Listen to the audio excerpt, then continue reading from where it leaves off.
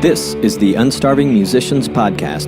The podcast features conversation for musicians of all types and genres, a curation of expertise intended to help all musicians be better at marketing, business, the creative process, and all the other things that empower us to do more of what we love, make music.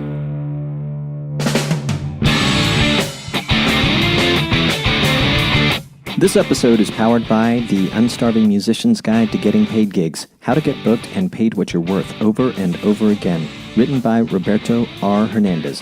That's me, yours truly. Learn more about the book at unstarvingmusician.com/book and on Amazon. In this episode, I speak with longtime friend George Brandau. George is a super connector, a gigging musician and hairstylist extraordinaire, among many other things. I've dropped his name on this podcast more than once, and he has connected me with more than one of my featured guests. His band, Deluxe, is one of the best live acts in the San Francisco Bay Area, mixing blues, funk, swing, and dance into a blend of happiness you can only find in San Jose and surrounding areas, or on their new CD, which you can hear at chromedeluxeband.com. I invited George to the podcast because of his superpower for connecting others, but also to chat about his ongoing efforts to raise money for people in need, particularly people within his local community of Northern California. With the help of his bandmates and other local musicians, George has raised thousands of dollars for the homeless, underprivileged children, and fire victims. In our conversation, George shares a few of his secrets and tips for organizing and promoting benefit shows. We also touch on his use of social media, print, and radio to market his band and gigs. George and his band are great at pulling a crowd and putting on memorable performances, so I think you'll get a lot out of this episode. He is, perhaps most importantly, a consummate giver and humanitarian. I hope you'll enjoy this long overdue conversation with my dear friend, George Brandau.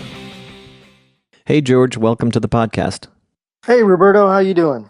I'm fantastic, thank you. I'm doing this on the road today, as you know, but my listeners might be mildly amused by the fact that I'm not in Panama today. I'm actually in Arlington, Texas, in the Dallas-Fort Worth area, and I just left your hometown and your home, as a matter of fact, in San Jose, California. So just a little bit of fun for those of you that listen and maybe want to imagine what it's like here.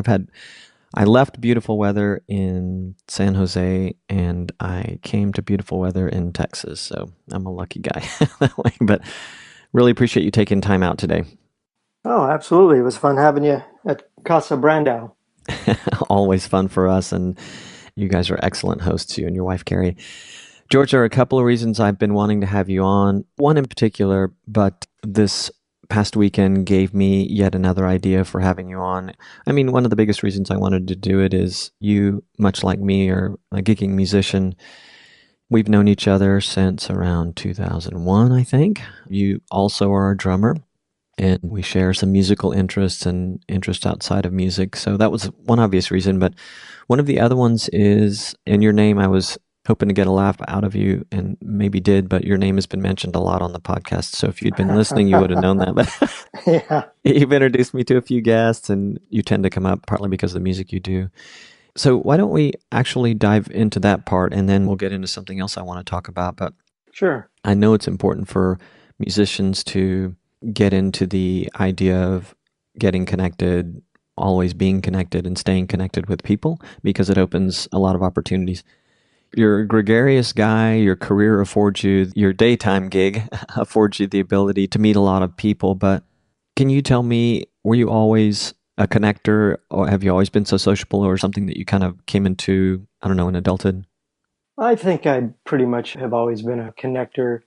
I've always been social, kind of like you. When you're a drummer, you have to be social. If you want to go out, you want to gig, you want to meet people, that's part of the deal.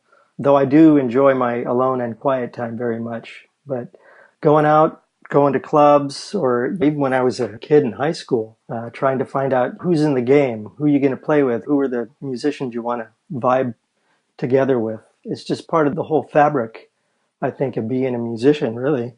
I can relate to why you do this, and this being, you really like connecting people with each other, and you're one of the best at it that I've ever met. And I understand personally why that's fun and gratifying, but can you elaborate for listeners why you do that? It's probably second nature and you don't think about it, but can you talk about how that makes you feel, or what motivates you to connect people with one another when you know they can be of some possible help or benefit to one another? Yeah, honestly, I was talking to a client about this the other day. It's in my fabric. Honestly, I don't do it for the personal benefit. I really do it because when people are talking to me, I'll give you a little story. The other day, I'm playing this show, and a friend of mine shows up, and he's got this guy with him. And this guy is an architect, and he's French. And I sit down, and when I meet this guy, the way my brain works, my rolodex is rolling as I'm talking to this guy because he tells me he's a French architect. Well, I have another friend who is got a master's degree in art. He does this incredible abstract artwork. His name is Lou Birmingham. And Lou does this incredible artwork, and his pieces are huge, and they go very well in museums and really big houses and corporate structures. So when I meet this architect, and he's French, well, Lou is French too. I meet this guy, and before I can even speak to him, I want to just say, Lou Birmingham. And that's kind of the way my brain works. I met this guy, Pierre. We talked very quickly, and I just told him immediately, you have to meet my friend Lou Birmingham, because you guys are just simpatico. You're both French. You do architecture. You do beautiful. I looked at his website. He does incredible work. And my friend Lou does this incredible art. And I just thought, here's a marriage and a friendship that could last forever. So that's the way my brain just automatically works. I just do it. I didn't look at the end result. I just thought, you guys two sitting at a table would get along so well. And I did that with a friend of mine last week, Val King, who used to own King Amplification. I got him in a relationship with this woman, and it's incredible to see how they interact together, and they're just like madly in love now. And they were both in relationships that really sucked. So to have, as I say, I use my mind's like a Rolodex. I just go, wow, you two need to meet. I don't really do it with a personal agenda or any end result or any financial return. It's just part of who I am, honestly. That's great. I'm just kind of laughing on the inside thinking that you maybe over the years have had these moments where you have to turn that off for a second so that you can genuinely listen to whatever this new person's saying. Yeah, you're absolutely right. Well, the reason I brought this up, though, for anyone who might be wondering, and I talked about it in my book, I talk about it with guests all the time, and it often just comes up.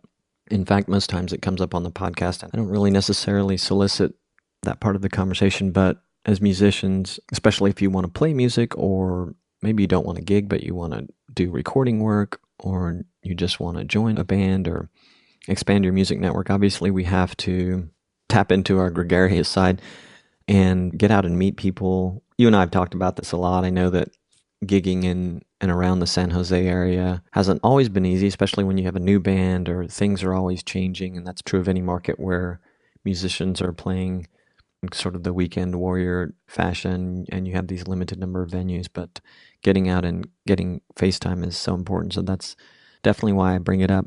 So your current day gig, I failed to mention. So you're a hairstylist by day, a Cape Crusader drummer by night, and other things too. But yes, you've been in a lot of careers prior to this long career as a hairstylist where you were interacting with people, and that seems to be where the kind of things that you gravitate toward.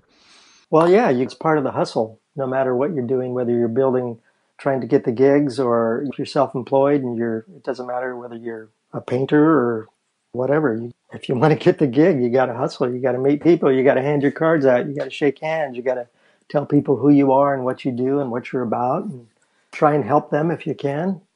My philosophy is you got to give it away to keep it. So true. And you mentioned something else interesting, actually, I wanted to talk about. You said you enjoy your alone time. I've heard this of a few people. It seems like recently it's kind of coming into focus for me because I didn't always think of myself as an introvert, but I do nowadays. But most people see me as very extroverted and ham, which I am at times. But I was listening to Ariana Huffington in an interview. She made a comment that she's actually an introvert. And it came up because the person that was interviewing her talked about the way he's seen her work a room just in terms of connecting people and creating a fascinating conversation and working a room in a really good, positive sense.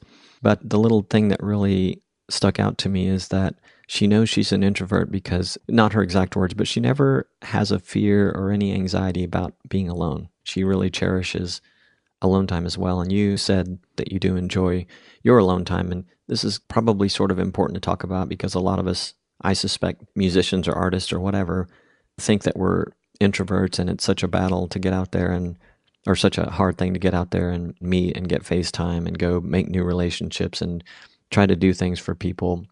You say it's part of your fabric, it's how it works. Can you talk a little bit about what it is that you do enjoy about the alone time or cherish about it if you do, and what kind of makes you, in your own head anyway, sort of switch to this mode where you love introducing people? I think we need that space in order to recharge, in order to think about a deeper picture as to who we are and really what's our purpose on the planet. Not to get too out there on it, but we're in a world, there's so much noise out there constantly. And when I come home, especially if I'm by myself, usually I don't turn on music. I don't turn on the TV. I try and unplug from the email and all the other stuff.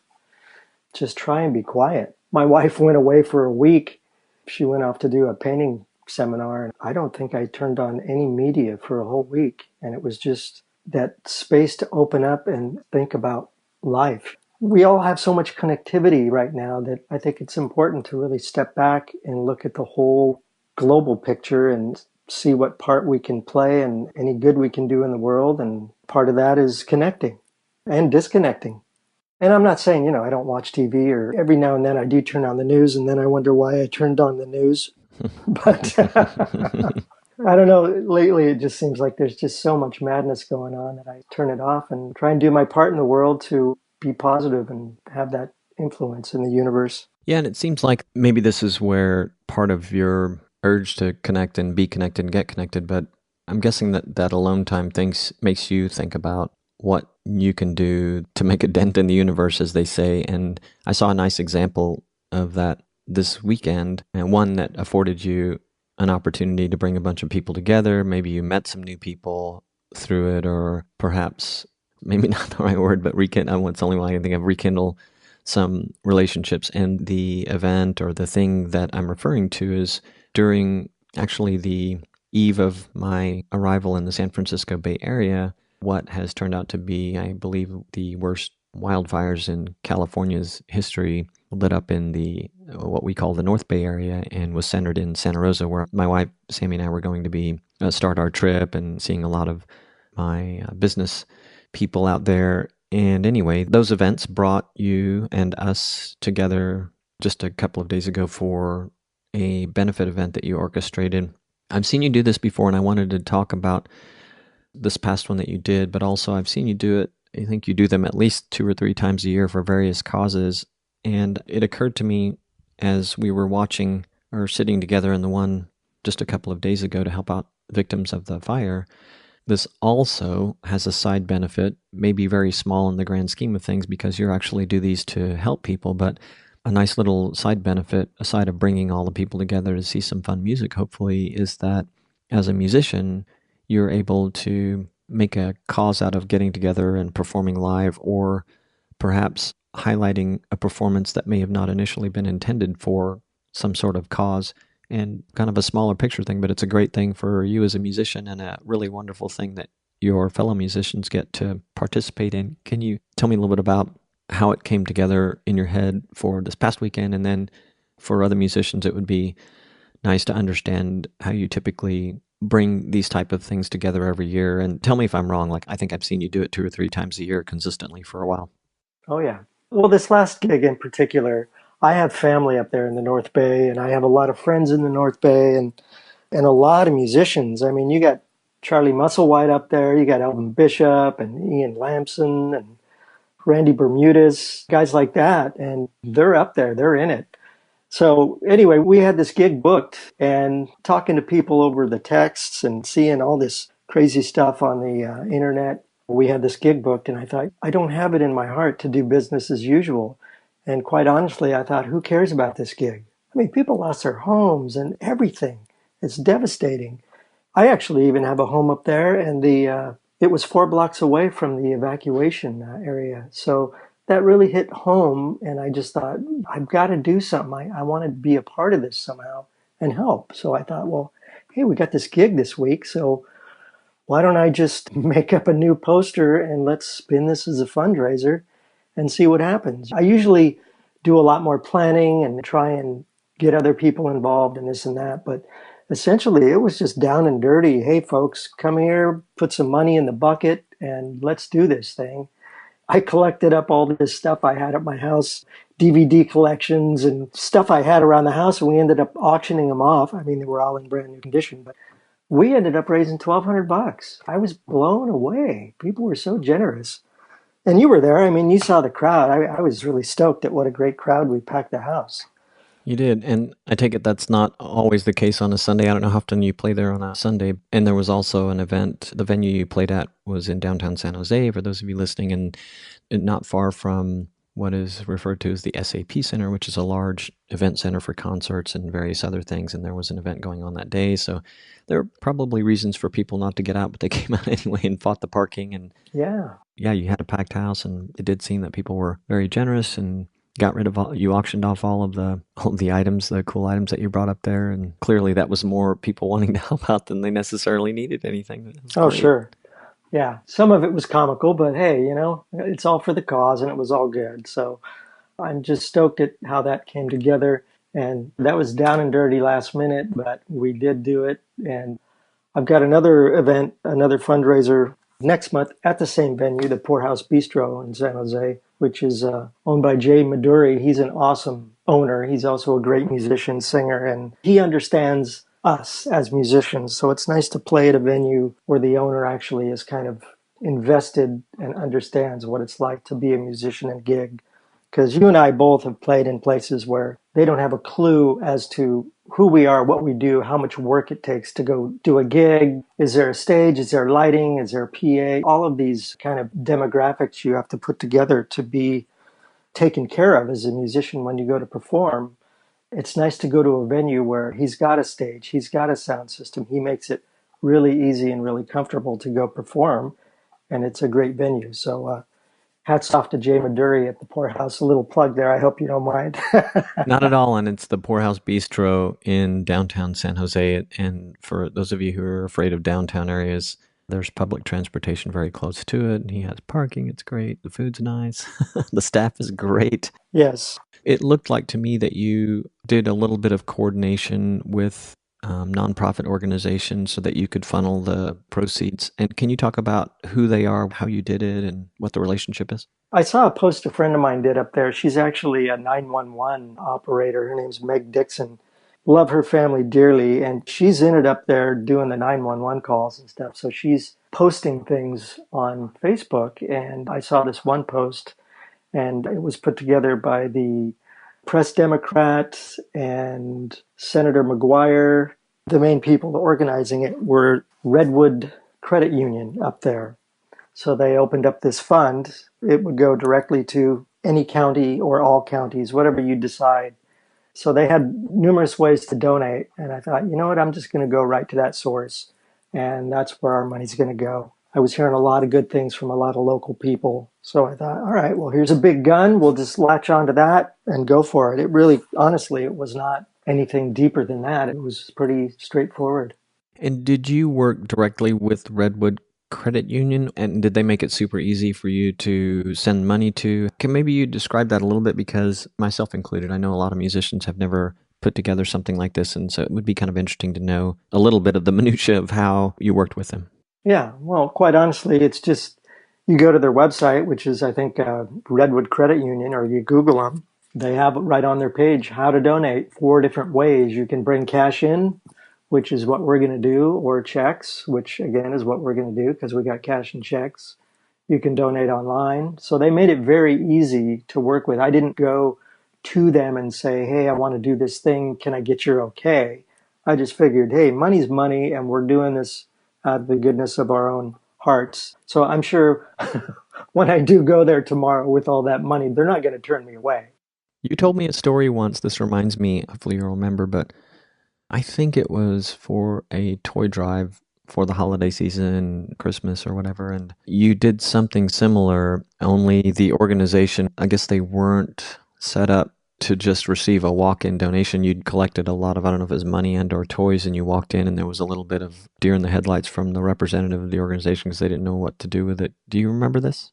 My first journey of doing fundraisers was around, I think it was late October. This was a few years ago. And I thought, you know what? Let's see if we could raise some food. So I hooked up with the Second Harvest Food Bank, got them to deliver the cans. And then I hooked up with a restaurant owner and said, hey, I'm going to bring you all these people on a weekend.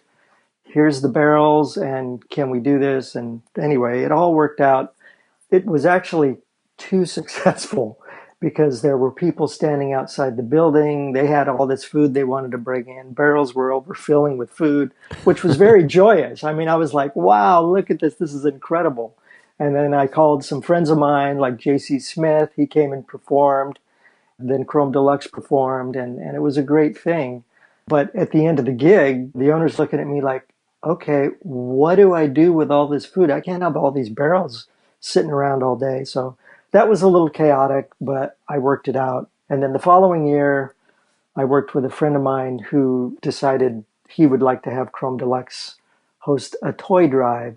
And we did the toy drive, but unfortunately, I don't know where it got lost in translation, but the toy drive people did not realize the significance of what we were about to do. Mm-hmm. And we got just a boatload of toys. And at the end of the gig, it's like, well, where are these people from the toy drive? Nobody showed up from the organization, which personally, when you're giving your all to something and the people that you're doing it for don't even show up, I'm not real jazzed on doing this again for them, quite honestly, because I just felt that that was very disrespectful. So that was a hard time at the end of that gig. You're working a room, you're playing the show, you're trying to MC, you're doing all these things. And at the end of the gig, you have carloads full of toys and everybody's looking at each other going, well, who's taking the toys? Where are the toys going? Nobody knew anything. So I had people from the Silicon Valley Blues Society literally putting them all in their cars because I couldn't fit any in my cars. That just didn't set well. So we're going to do another one next month. And again, this is going to be at the Poorhouse Bistro. My friend wanted to do the toy drive again. And I just said, you know what? I got to take a stand here. I said, my heart is with the North Bay fire victims still. And I said, and I would rather get a bunch of toys for the kids up there or food or do something for those people than just do it for the valley here. That we don't have very many problems in this valley, I don't think, with all the money here, though we do have homeless. We'll do some stuff for them. But I have something that might make you feel a little better about the toy people, even though I completely respect you for sticking with causes that resonate with you. And I steal this from someone else using a different pair of words. And the suggestion is not to confuse disrespectful with incompetent. Well, touche. Yes, there you go. So they probably didn't mean to do it. But that's great. So while it can be relatively easy to connect with the organizations by simply doing a Google search, sometimes it sounds like you don't even have to talk to anyone. You can do things online, and maybe as in the case of the fundraiser you most recently did, you're able to drop off funds collected at the sponsoring financial institution in this case. I know you've done toy drop-offs before, maybe during that same instance there, so maybe not as hard as it sounds, just a little coordination and passion. I think many musicians need to get a handle on or be better at or get new ideas at promoting something like this. So you and Chrome Deluxe, who we need to talk about a little bit too, but you and Chrome Deluxe have done a good job of building a great fan base at the gigs, and then I suspect largely by your own doing. These things are well promoted. I know you use Facebook. You mentioned posters, which I really also love to talk about for a second. That's kind of a little bit of a lost art to me, it seems like. And then you're probably talking them up, but how does your promotional effort start for these kind of things? Well, I usually, for the posters, quite honestly, I would rather not do my own posters. I'd rather have somebody do them, but I don't have any good graphic artists that want to work for free, so I usually make them and then I'll go deliver them to the venue if I can, or I'll email them a JPEG, the venue, so they can put it up or print it or do whatever they want to do. And then as far as PR, I built our own email base, which I use MailChimp for that. I'm relentless with the PR, quite honestly. I'll send an email 2 weeks prior, 1 week prior, 3 days prior, and then the day of. So people are quite tired of getting Chrome Deluxe emails by the time we're going to do the show. But if they missed one, they're going to know you're playing probably if they missed the first one.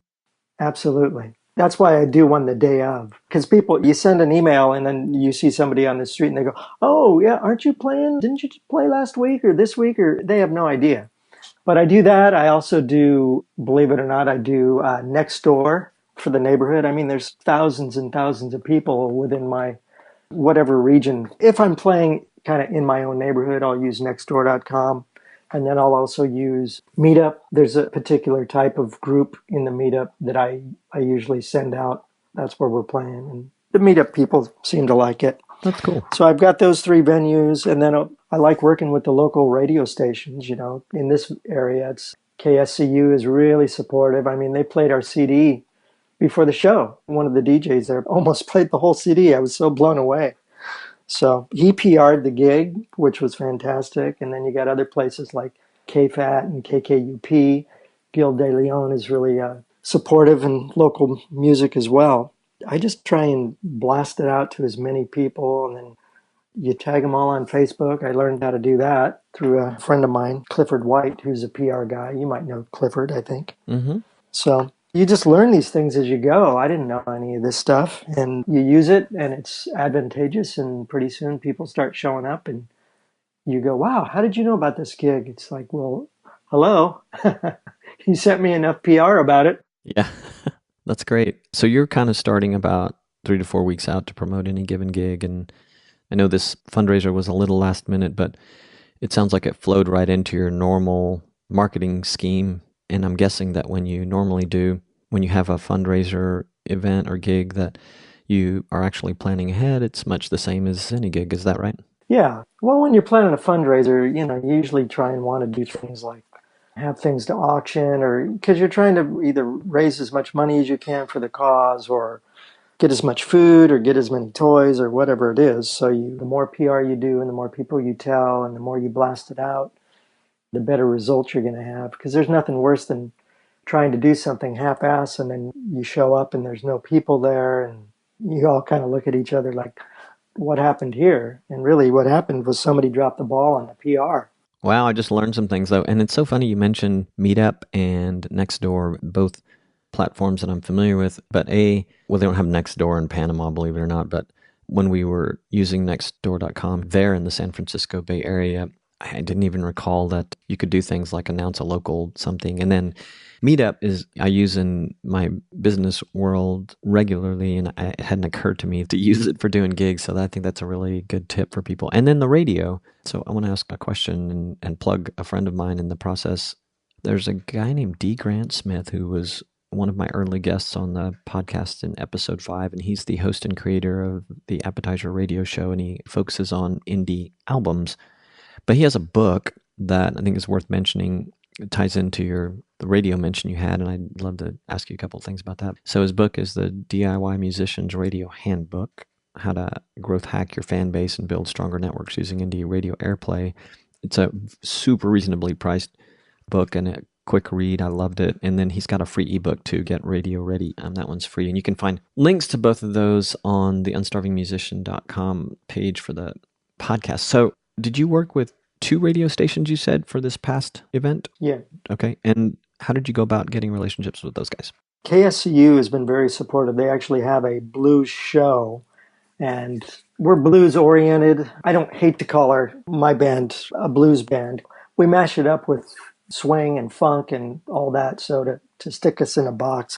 I don't really like to do that, but nonetheless, we're considered a blues band. Yeah. So the KSCU blues program, the guy that runs that is Jake.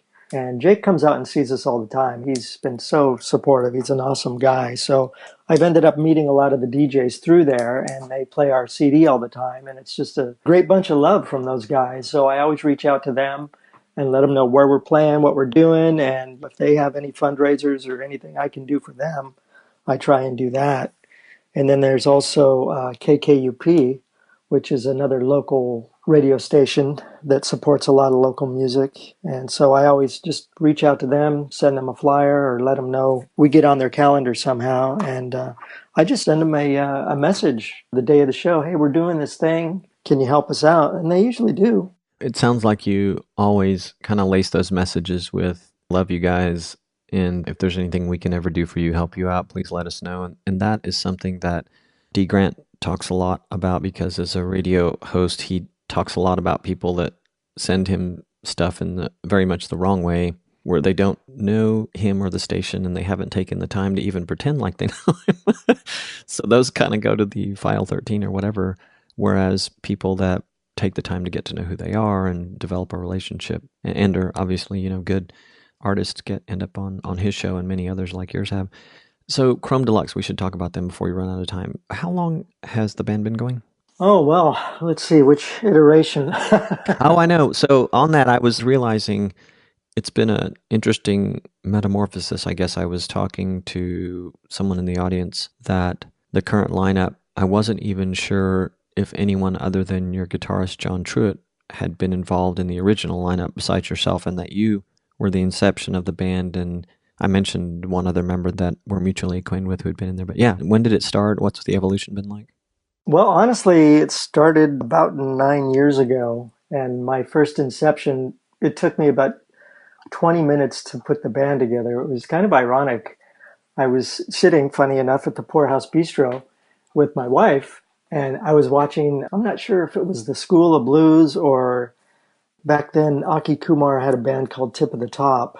And I was new in that whole scene. I didn't know anybody. I didn't know what was going on. But I was sitting there watching this Indian guy, Aki, blow harp. He's killing it. And I'm thinking, I want to put a band together, and I want a singer, and I want to have some harp. I got to have some harp in the band. And my wife leans over and goes, "You need to play with that guy." And I thought to myself, you know what? She's right. I wonder if he'd be open to that. So she actually got his card. She was waiting in line inside the restaurant, and he was standing there. And she came back to me, and I kind of laughed. And then I was sitting there thinking, I don't want to do business as usual and play all the same stuff everybody else is playing in all these blues bands. So I started making phone calls. Aki was my first call. I said, "Hey, I'm going to put this band together called Chrome Deluxe, and would you be interested?" And he said, "Yeah, sure." And then I called my guitar player, John Truitt, that I'd played with, for 30 plus years. He wasn't doing anything. I called him and I said, "Hey man, you're way too good of a guitar player to be laying on the couch." So he said, "Yeah, okay, I'll do it." And then there was this other kid that I played with named Phil Benson, and he was only 17 at the time, just this smoking hot kid that was tore it up on guitar. So I thought I'd have two guitars, bass, drums. So Aki Kumar, vocals, harp, and then I call my buddy Steve Mesa, who we were both playing in the School of the Blues at the time. And I put that band together, honestly, in about 20 minutes. Everybody I called very quickly said, "Oh yeah, sure, I'll do it." Do you think that was partly because John, your guitar player, knew you from a previous music life? The other two guys, did they both know you from the School of Blues? They did, yeah. So the School of Blues, for a lot more about it than I do, but for those who are listening, was a kind of a camp for blues players. And in George's case, he became an anchor for drums there. For whatever reason, I've never understood it. There seems to be no shortage of good drummers in San Jose, yet there's a shortage of good drummers in San Jose, apparently. But you met a lot of people, and actually have introduced me to a lot of people through that organization. You probably worked with them for 3 or more years, and as you were, I guess, enrolled as a student of the program, and then you were just always sort of one of these supporters going to play drums at some of the shows. You met all these people, they saw, and my point is that they got to know you, see you're a quality guy, you play well, and so they were quick to join. So anyway, the story continues. You got them all signed up in 20 minutes. Yeah, and that was the very first iteration of Chrome Deluxe. It's amazing, and none of those guys are in the band today. Yeah, they all told me to go pound sand, except John. No, I'm kidding. Oh, that's right, John's there. Yeah. People had other obligations, and even Aki, I really wasn't in the scene, so I didn't realize what a commitment he had with his own act. So anyway, we did one show, and I got to say, it was crazy. Our first show was the line around the building, and it was absolute madness when we played. It was really cool, but it blew my mind because I was not ready for that that amount of success. So people ended up going their own ways, and John and I found other guys. I called Baxter Robertson. I hadn't seen him. I did an album with him back in '88. John and we were in another band called Cuckoo LaRue. Anyway, I found Baxter in a nightclub, and we lost touch for many years, and then I found him on Facebook, and he wasn't doing anything. And he is a fantastic musician, and Yeah, stellar. he's really got his mind and heart wrapped around music theory, too, which lends itself to a good gig. Well, he's a real musician. He's got a degree in composition and he teaches. So he's the professor of the band. What a beautiful thing to have him there. Oh, yeah. And he's a sweetheart of a guy. Again, he wasn't doing anything. I saw him on Facebook. I said, hey, would you be interested in subbing for a guy we had at the time? And he's like, well, I don't really do this kind of music, but sure. And he showed. He'd never played blues or hadn't very much anyway. Yeah, he wasn't that into it. But I'll tell you what, he showed up and absolutely annihilated it. And everybody in the band was looking at me like, where did you get this guy?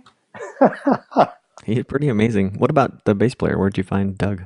I found Doug at a jam. There used to be a place called the Brandau Saloon.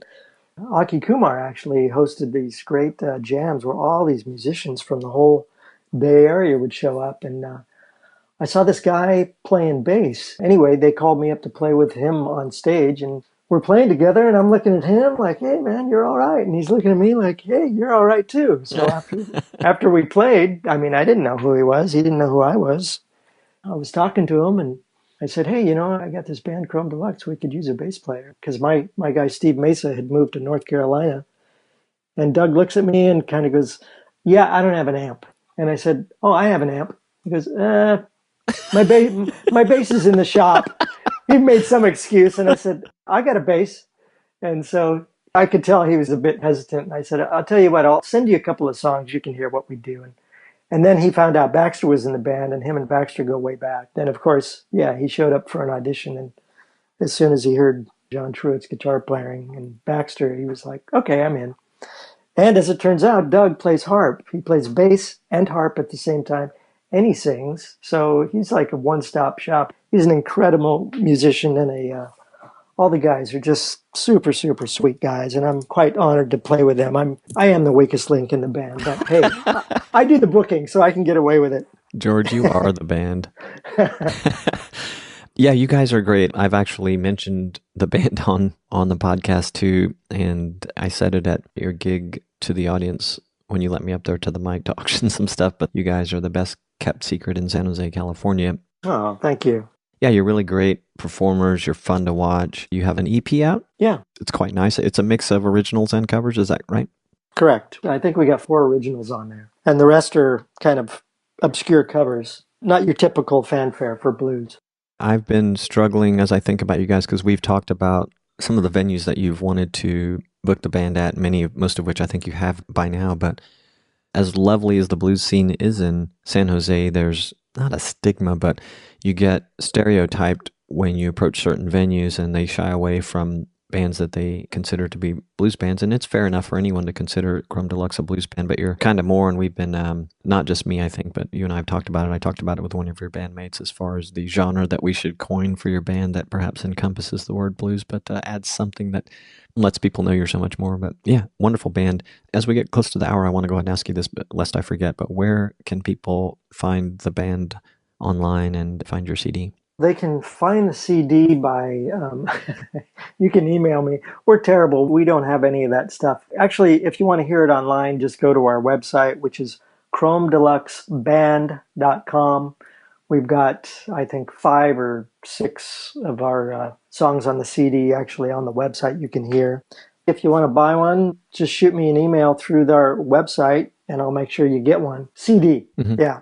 Or we also have them at Street Light Records. You can go there and buy one. That's in San Jose. Anybody wanting a CD, just contact me personally from our website, and I'll get right back to you, and happy to do that. And you guys are on Facebook too, right? Oh, yeah. Chrome Deluxe on Facebook. We got a Facebook page as well. And I'll put all that in the show notes. Maybe we'll help you sell a CD or two. It is actually a great listen, and it was done, correct me if I'm wrong, at Greaseland Studios, right? Absolutely. Kid Anderson, the engineering helm. Fantastic guy. One of my dear, dear, sweet friends I love very much. Yeah, Kid has also been on the podcast. He was a lot of fun. He was you were almost my second in-person interview for the podcast, but I didn't manage to work it out before I left town. He's been my one and only in-person interview. I got to do it at Greaseland Studios, and if you are a recording artist, particularly if you are doing something that sounds a little throwback, you should check out Kid Anderson. You can find out all the information you want about him if you just look on unstarvingmusician.com and search for episode 3 with Kid Anderson. And there's some links to where you can find him in his studio. And you can also hear our conversation there. Absolutely. We can probably wrap up on this, but I wanted to ask you go back to the benefits one more time. You mentioned guest performers, maybe one of your first benefits. This might be fun for people to know about from kind of a marketing tactic or idea for putting together events that can help people in this benefit format and can also get your band and your music out there. Are there any tricks or tips that you could give to people who want to pull in quality guest performers to participate in a benefit type show? Oh, sure. All you have to do is pay them a lot of money. No, that is just a personal connection I've had with particular artists where you just call them and say, hey, I'm doing this thing. Can you come give us an hour? You scratch their back, they scratch yours, and you have that common bond. And a lot of times people will just help you out. If I could, I would love to pay everybody to do everything, but we can't. Plus, I think, especially in the blues community, I find that there's a sense of giving and just sincerity and love that I haven't found in a lot of different musical circles, to be honest. Sometimes you just got to ask. Well, that's what I tell a lot of people. They're like, wow, how did you do that? How did you do that? I mean, you just ask people, hey, can you help me? A lot of times I do. And, if they don't, hey, move on to somebody else. Yeah. I realized as I was asking you the question that people largely do this for you because they know you and you're such a nice guy, but you said something really important, and that was just ask if they can help you. And people, as I've said, and many before me, people love to help their friends or anyone in need. So it is true. Sometimes if we just ask, these kind of things happen. Absolutely. I'm going to ask some people for the benefit we're going to do next month. So I'm trying to pull up my rolodex and think, who could I ask? I think Kid Anderson's on the tip of my tongue. He's a nice guy. I got a note back from Lisa Leshner Anderson. She's going to be on the podcast soon. And the reason, for those of you that are listening, in case you want to check it out before she actually makes it onto the airwaves of the interwebs, Kid Anderson, who you can find on Facebook, especially if you kind of look for Greaseland Studios, he and his wife Lisa, these days, hopefully they'll keep doing it, have been doing something very cool called Bedtime Jams. They're doing some sort of late evening impromptu music performances with people that happen to be hanging out at the studio with them. And they're lovely people and fun to watch and great to listen to. Yes, love the Bedtime Jams. I think the first Bedtime Jam they did was actually in bed. How funny. That's great. Well, George, thank you so much for your time. I know that you were wondering to yourself, wrongfully so, what you could possibly contribute to this podcast, but I think that you have done some really remarkable and kind of heartwarming things in the music community locally there, and I know that people will benefit from hearing the things we talked about today, so I really appreciate it. I appreciate being a part of it. You got it, man. Well, I'll talk to you again soon. Okay, brother. Take care. You as well.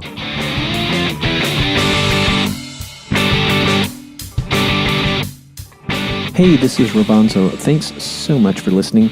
If you enjoyed this podcast, please subscribe on iTunes, Stitcher, or Google Play Music.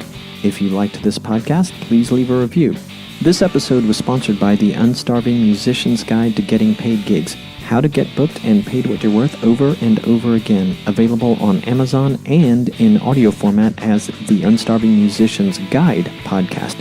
You can also learn more about the book and companion podcast at unstarvingmusician.com/book. Are you a gigging musician, recording artist, songwriter, or touring professional, perhaps struggling to get your music out to the world? Struggling to get the gigs you want? Pop over to unstarvingmusician.com and sign up for my email list. I'll send you occasional emails about upcoming episodes, expert tips and advice, music, musician resources, and anything else I come across that might make your journey better and brighter. The Unstarving Musicians podcast is edited by Juan Perez. Are you a podcaster? Would you like 20% off on editing of your first 4 episodes? Visit the show notes for this episode for a link to Juan's freelance profile or unstarvingmusician.com/resources and mention you heard about this offer through the Unstarving Musicians podcast. With much gratitude, peace, love, and more cowbell.